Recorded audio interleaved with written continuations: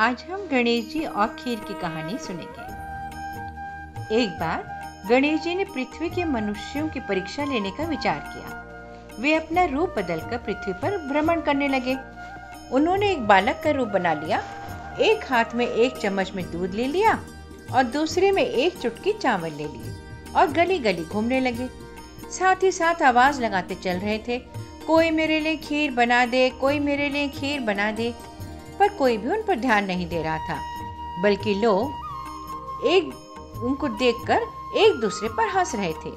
वे लगातार एक गांव के बाद दूसरे गांव इसी तरह चक्कर लगाते लगाते पुकारते रहे, पर कोई खीर बनाने के लिए तैयार नहीं था। सुबह से शाम हो गई। गणेश जी लगातार घूमते रहे। एक बुढ़िया थी, शाम के वक्त अपनी झोपड़ी के बाहर बैठी हुई थी। तभी गणेश जी वहां से पुकारते हुए निकले कि कोई मेरी खीर बना दे, कोई मेरी खीर बना दे। बुढ़िया बहुत कोमल हृदय वाली स्त्री थी। उसने कहा, बेटा मैं तेरी खीर बना देती हूँ। गणेश जी ने कहा, माई अपने घर में से दूध और चावल लेने के लिए बर्तन ले आओ।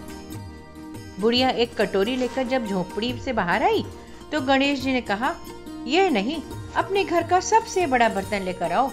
बुढ़िया को थोड़ी झुंझलाहट तो हुई, पर उसने कहा, चलो बच्चे का मन रख लेती हूँ, और अंदर जाकर वह अपने घर का सबसे बड़ा पतीला लेकर बाहर आई। गणेश जी ने चम्मच में से दूध पतीले में उड़ेलना शुरू किया। तब बुढ़िया के आश्चर्य की सीमा न रही जब उसने देखा दूध से पूरा पतीला भर गया।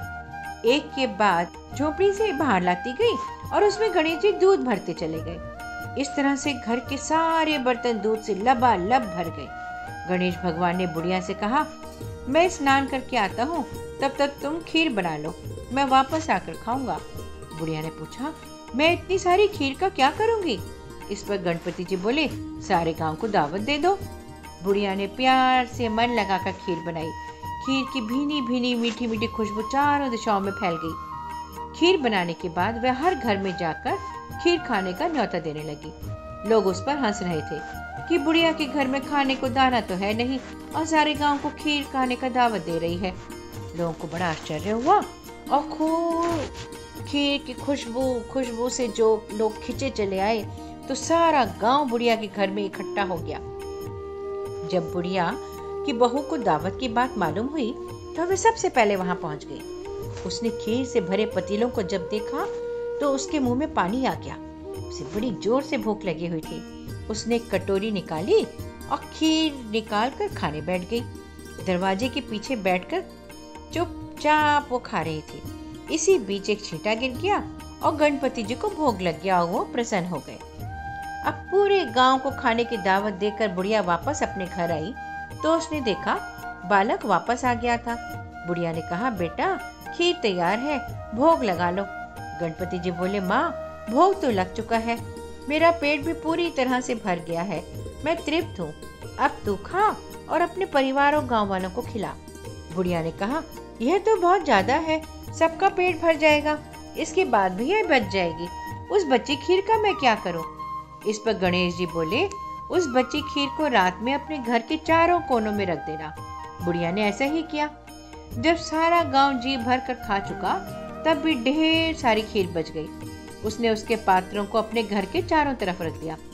सुबह उठकर क्या देखा कि पतीलों में खीर के स्थान पर हीरे जवाहरात मोती भर गए हैं।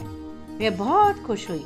उसकी सारी दरिद्रता दूर हो गई और आराम से रहने लगी। उसने गणपति जी का एक भव्य मंदिर बनवाया और साथ में एक बड़ा सा तालाब भी खुदवाया। इस तरह उसका नाम दूर दूर तक प्रसिद्ध हो गया। उस जगह वार्षिक मेले लगने लगे। लोग गणेश जी की कृपा प्राप्त करने के लिए उस स्थान पर पूजा करने और मान्यताएं मानने के लिए आने लगे। गणेश जी सबकी मनोकामनाएं पूर्ण करने वाले हैं। जैसी कृपा गणेश जी ने बुढ़िया पर की, वैसी ही कृपा भगवान हम सब पर करना। बोलो गणेश जी की जय।